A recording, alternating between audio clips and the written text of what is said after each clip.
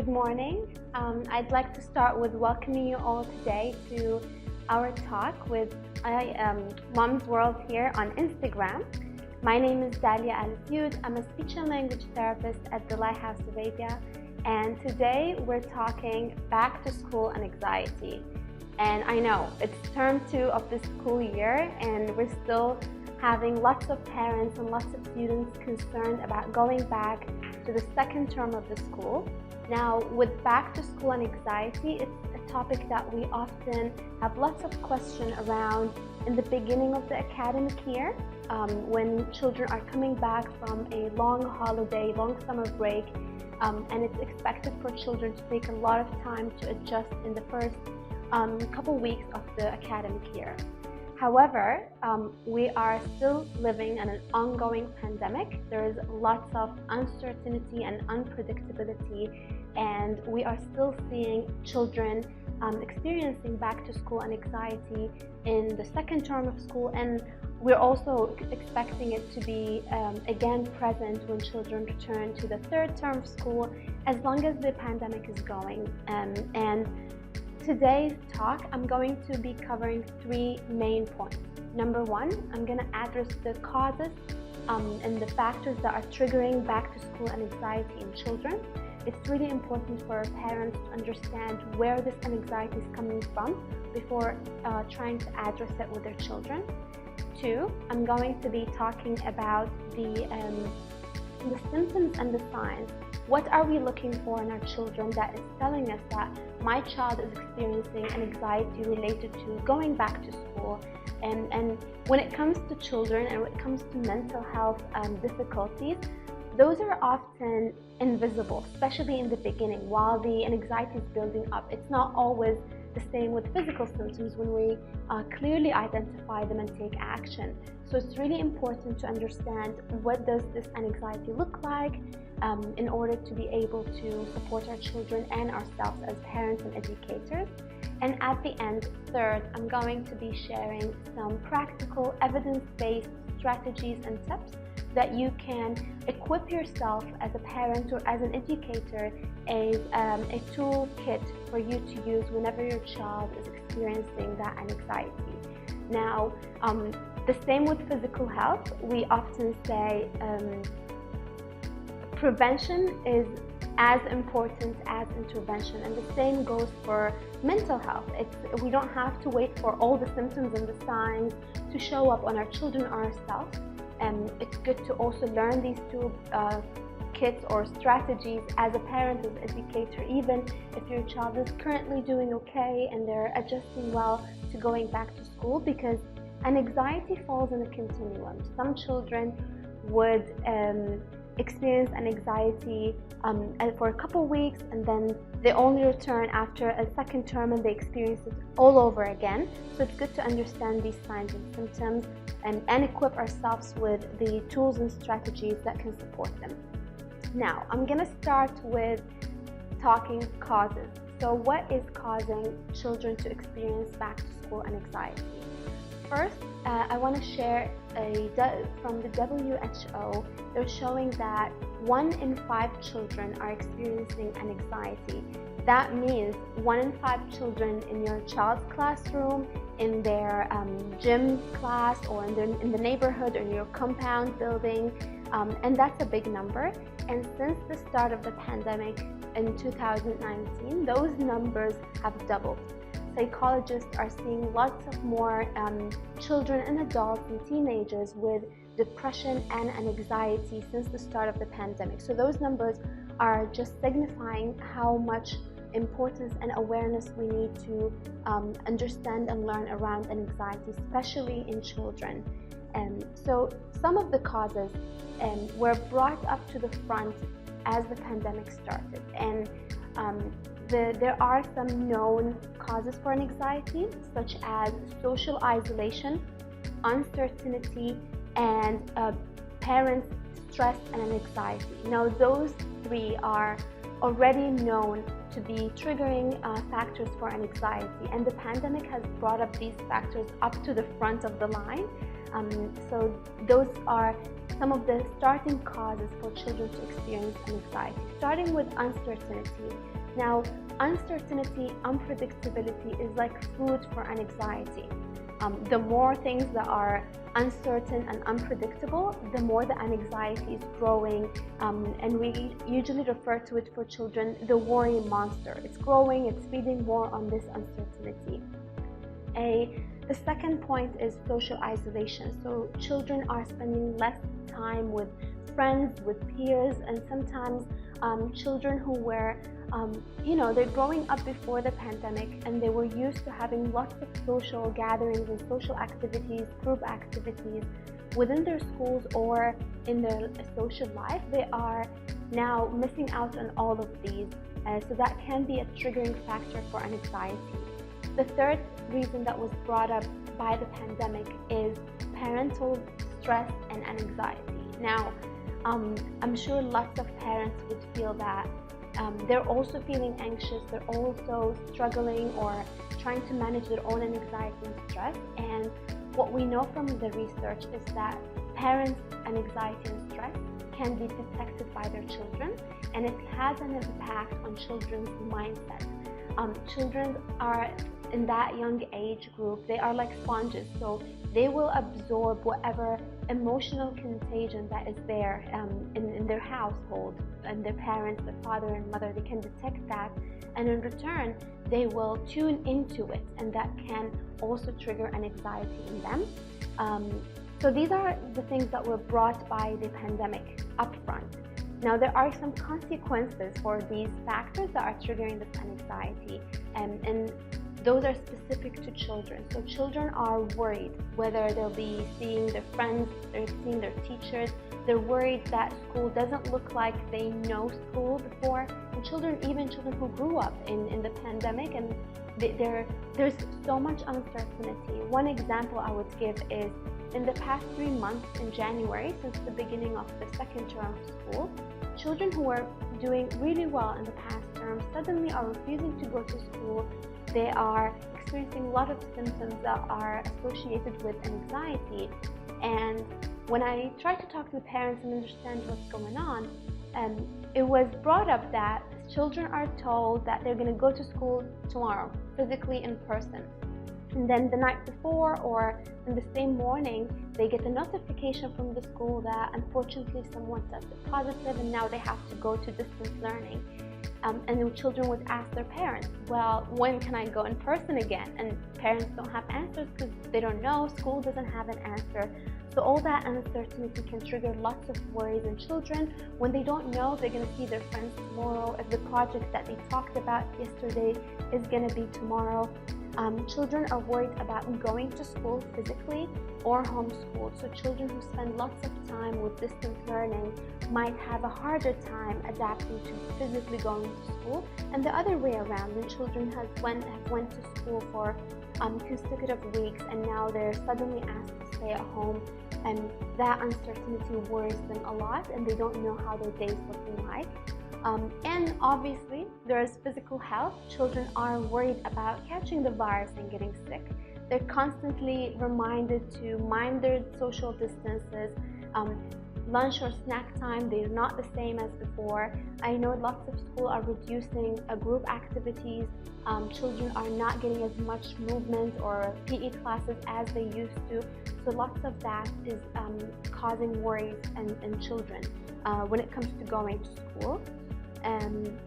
Now, with all these causes, it's really important to also be mindful of the context of all these factors. So it's not only what the child worries about, there are also expectations, and setting expectations can kind of result in anxiety if those expectations are not met or they're causing pressure on us. So be mindful of the pressure as a parent, the expectations that you have as a parent from your child.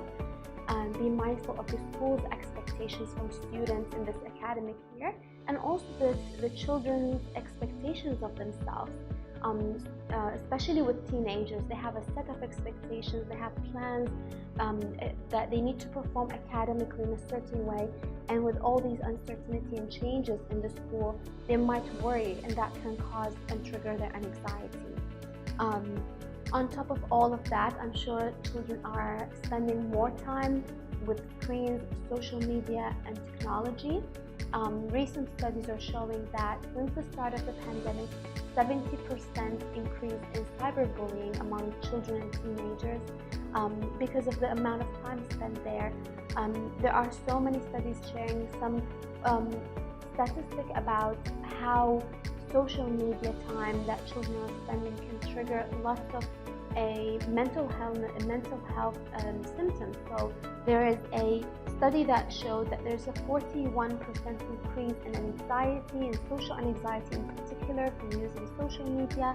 There's a 37% increase in depression, and 26% with an increase in teenagers having suicidal ideation. So these are things that we want to be mindful of, trying to manage our children's screen time and technology usage.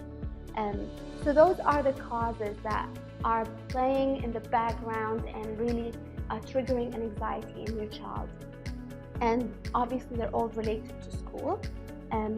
Now, the next part I want to talk about is the signs and the symptoms, what to look for in our children. Now, before I go into the signs and the symptoms, I want to highlight a really important point. As a parent, you only are the best person to know what's right and what's best for your child. Parents have intuition, and lots of times there's so much controversy out there, there's so many opinions and so many decisions, and parents are split between what we hear here and there, what the school thinks, what the regulations are. I just want to remind parents, trust your intuition, and remember that you only know what's best for your family, and based on that, you can make healthier and better decisions for your child if they're struggling with anxiety. Now, also, as I mentioned earlier, when it comes to anxiety symptoms in children, it might be not as easy as you think to spot these symptoms. For example, lots of parents have told me that they knew that their child has anxiety about going to school weeks after actually they began to develop that anxiety. So children might start having somatic symptoms. They might have tummy aches or physical aches like headaches. Children might have problems with sleeping. You might notice an increase in clingy behaviors. Children are attached to you more than they were before the time that they're going to school. You might see some behavioral changes either in school or at home. A little bit more in aggression maybe, irritation, especially for teenagers. Their mood might change, and you might see they become easily irritable if they're struggling with anxiety. I would highlight sleep. Often this is one of the earliest things that children would experience, and it's not easy to detect because as parents, it's easy to say, oh, maybe they watched too much TV that day, or they stayed up late playing that game. But it's really worth looking into it. If it's caused by an anxiety, they might just have a nightmare. They might have excessive worries and overthinking before bedtime, especially that they don't know if tomorrow is going to be in person or distant learning in school. You might see in younger children an increase in using the toilet. They're frequently using it more than what they're used to. You might have your child telling you about concentration difficulties. They're not able to focus, especially when there are tasks that they usually did with ease and now they're struggling to do. Changes in the academic performance, we might see that children might not be as interested in their studies, or they're distracted all the time and they're overthinking about their worries and fears. So those are symptoms that you want to look for. And again, just to highlight a couple, look at your child's sleep, look at your child's behavior, and look at your child's mood. Is it changing or not? And also watch for their diet. Diet, sleep, and movement are really important. So if your child is maybe their appetite is changing, they might be eating much less, or they might be eating a lot of comfort food that usually was not the case. They might be gaining or losing weight depending on how the anxiety is affecting their appetite. So that's something you want to keep an eye on. Now, with all these signs and symptoms, as I said, you might not see all of them, you might see some of them. It's easy sometimes to think that, oh, this might just be because something they ate or something that happened the night before. But with an anxiety, again, it goes in a continuum and it fluctuates. They might feel good today and then the symptoms might increase the next day. So look at your child's behavior, sleep patterns, general well-being, and make sure that they're not showing these symptoms. So these are like the main signs that we want to look for. Children are good with wearing masks that sometimes they might not be able to express that they're worried. I worked with lots of children who were able to say that I don't want to go to school, or I don't like going to school anymore, I want to stay home with my parents. But there are some children with communication difficulties or with lack of a vocabulary in terms of emotions and feelings and how to express them that might not be able to share that with you explicitly. So it's good to also kind of have a conversation, spend a one-on-one time with them, get comfortable with them, make them feel safe that even though they're not able to express their fears and worries verbally, find another way for them to tell you that they're not feeling okay and they're feeling worried about going back to school. So now we talked about the causes, we talked about the signs and the symptoms to look for. The next step is I'm going to talk about some evidence-based strategies and tips that those are often used and recommended in therapy sessions with parents and with children with anxiety and particularly back to school anxiety. So I'm going to share some, but before that I want to again highlight really important points before we go into it. I want to repeat again that as a parent, you know what's best and right for your family and your child, and trust your intuition in making your decisions. And I know lots of parents now are thinking, well, should I send my child despite that they're refusing to go to school?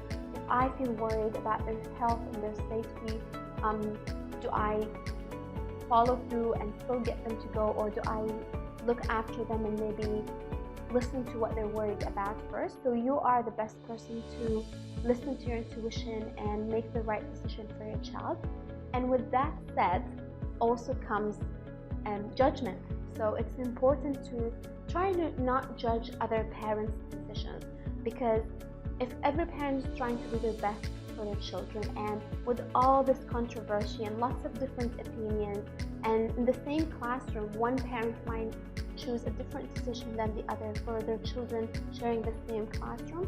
So let's have an open mind and trust that parents are doing their best for their children, and try not to judge others. We don't know the circumstances that are playing in the background that are driving them for certain decisions. And remember earlier when I mentioned the causes for anxiety, and one point was that I talked about is the context for why your child is feeling anxious. For your child, it might be your own expectations from them. For others, it might be the school expectations or your child's own expectations of themselves. With all this talk about expectations, the third point I want to highlight is to lower your expectations for this academic year. We need to really take that pressure off our children right now and lower expectations. Physical and mental safety for our children right now is a priority, and it's easy to just really feel overwhelmed that I want my child to learn all the things that they need to learn by this grade level. For teenagers, it might be really a little bit more difficult because they have plans later on for college, and there's so much pressure on what are they gaining from this academic year. So it's really important to remind yourself as a parent that I need to lower my expectations academically for my child.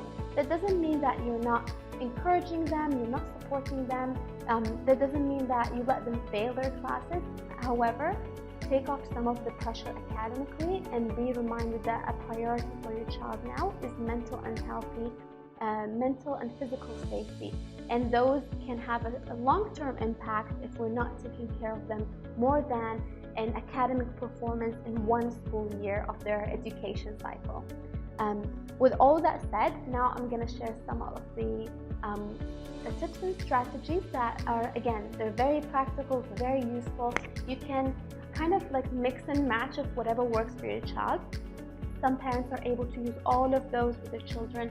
Some children have preferences to some strategies over the other. And the first tip and strategy I would share, and it's first for a reason, is as a parent, you need to check in with yourself.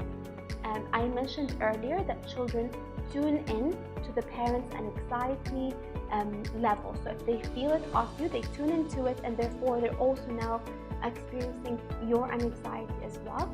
So check in with yourself, make sure you're feeling okay, stay calm, and work on managing your own emotions as well. Parents serve as a container for their children's feelings and emotions, and if your container is full and it's spilling over, it's going to spill over on your kids and your children. So they are feeling all of this. Check in with yourself, make sure that you are there for them. And this gets us to the second point, which is find your tribe as a parent. Look for people you trust, your friends, your family members, and talk to them about your worries. Tell them what's stressing you out. Why are you struggling with managing your anxiety? Find a therapist, talk to a therapist or a professional to help you, support you, manage your own anxiety, to be able to support your child as well, and learn a lot more that you can apply with your children as well. So find your tribe and check in with yourself. Now after that, there are some things that you can do with your child. I mentioned earlier that uncertainty and unpredictability are food for anxiety. So the antidote for those is flexibility and routine. Routine, all caps. Routine is something that children thrive on.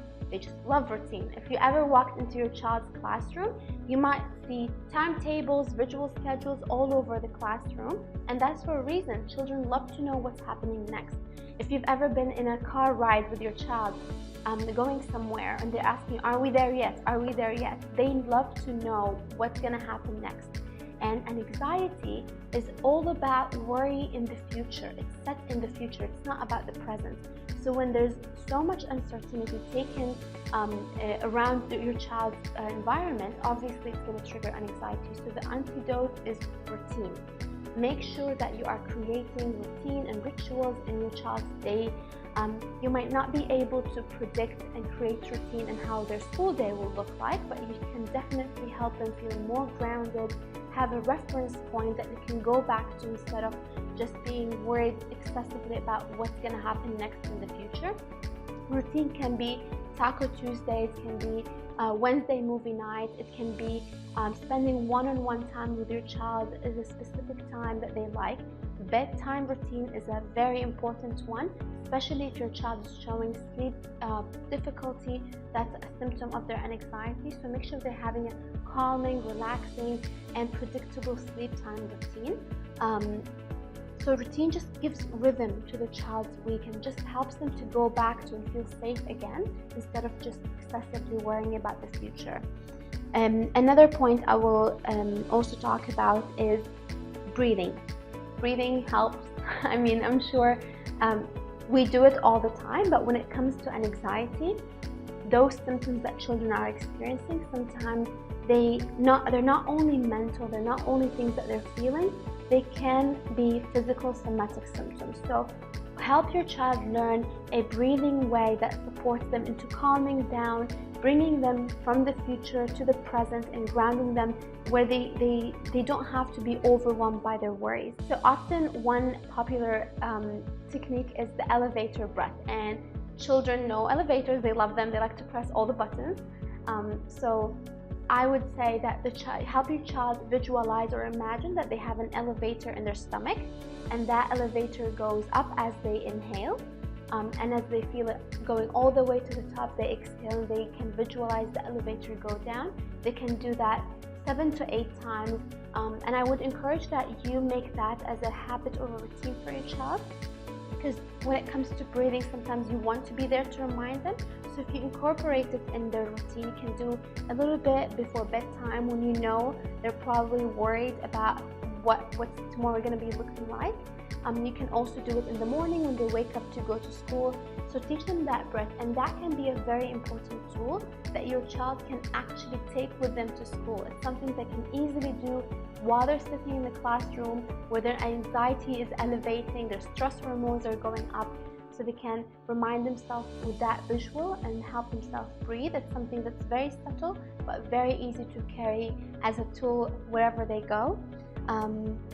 And so we talked about breathing, we talked about routine. Another thing I would like to share is a very catchy phrase. It's so easy to remember. It's name it to tame it. Now, from the research, it shows that when we name what we're feeling, instead of just being overwhelmed with the emotions that we're feeling, just being able to name that particular feeling or emotion that is overwhelming you, it's the first step that you take to tame it, which means the first step you take to regulate that emotion and saying, yes, that feeling is there, it's present, it's worrying me, and I acknowledge it, and now I'm going to move on to something else. So help your children name their worries and their fears. I'm frustrated, I'm disappointed, you promised me something and now I feel I don't trust that anymore. So those terms, it's something that we want to teach our children to use in their vocabulary, and I would start with modeling them. Use them yourself around the house. So for example, if you're feeling frustrated, you were doing something, or you're building blocks with your child and it keeps falling down, you can model to them, oh, I feel so frustrated, this tower keeps falling down, and your children learn naturally from modeling language to them, and they will remember the context and the vocabulary that you use together, and then they'll functionally use them again when they find themselves in a similar context. We are uncertain, we don't have answers for our children, and how do we prepare them, how do we talk to them if we ourselves don't really feel grounded and we're having our own anxiety? I'll again repeat the three things. Be flexible and make that something that this is what your household is right now doing. Talk about plans A, B, and C. Make sure that your child is aware that, oh, if we might go to school tomorrow in person. However, if someone gets sick, we might do it online, distant learning, and then remind them with something, again, the routine that you set for them on that day. And remember, on Wednesdays we have a movie night. So this way, you are giving them your flexibility that they can tune into it, and at the same time, you are grounding them again with something that, like a pillar that they can go back to and look forward to, that can help reduce some of their worries and fears. And when it comes to anxiety, it's not something that you want to do today and expect that your child will be completely fine with it the next day. It will fluctuate. They might be doing okay with some of these strategies for 2-3 days, and then something will happen and change that. And that's why, as I said earlier, use this as a toolkit that you keep going back to. Practice them as a group activity with your family, and just keep going back to them and try different ones, and have some one-on-one time. Get down to your child's level and make them feel that you are a safe space that they go to, and let them express. And sometimes even if they're worried, it's okay to feel worried. It's important to just give them something to help them cope with that worry. It's not about just eliminating what they're worried about, because those are real causes that are triggers for anxiety. It's just important to give them something they can use to cope with it as they're going through all this uncertainty. What are the top 3 things that we must do in order to prepare them better? So first, I would start with lower your expectations, and that just takes some setting down, having some quiet reflection time where you just reflect on what's important for you and for your child right now. And remember that it all starts with you as a parent. So I would again emphasize on checking with yourself and lowering expectations for my children for this year. The second point I would say is practicing those tips and strategies on a daily basis until they become intuition or natural go-tos for our children. And the children want want to help and they want to feel better, definitely. So equipping them with those tools, they might need them today, they might not need them tomorrow, but it's good for them to have them as a backup that they go to whenever they feel anxious. And a third thing I would say, just be flexible. There's not much really that we can control about all this uncertainty. Just try to be flexible. Again, talk with your children about different plans and how things might go a certain way, and if they don't, we can do something else and an alternative. And you can build that flexibility mindset, even through the small daily steps that you do, the daily routine. You can always try to tell them, oh, it's okay if this doesn't happen that way, we can do it a different way, while making sure that you're establishing some routine in their day to feel that this is something I can go to and makes them feel grounded as well. So again, I would say lower your expectations, be a little bit more flexible, work on establishing routine. That's the antidote for how an anxiety works, flexibility and routine. And last, I would share the most important things when it comes to physical and mental safety is the 3 pillars of health. We're talking sleep, movement, and diet. Now, lots of people really can underestimate the strong relationship between diet, mental health, movement, mental health, and sleep and mental health. When it comes to those 3, it's like a cycle that we can get stuck in. If we're struggling, when we're worried and we have an anxiety, we're having symptoms that are affecting our sleep, we might not be moving as much as we should, and we might either not. So again, I'm so glad to be here talking about back to school and anxiety, and I hope if parents or educators are listening that you found these tips helpful, and some of the causes and the signs and the symptoms a little more educational for us to help our students and our children. As educators, sometimes also you might be noticing these signs and helping parents identify that your child is struggling with anxiety around going to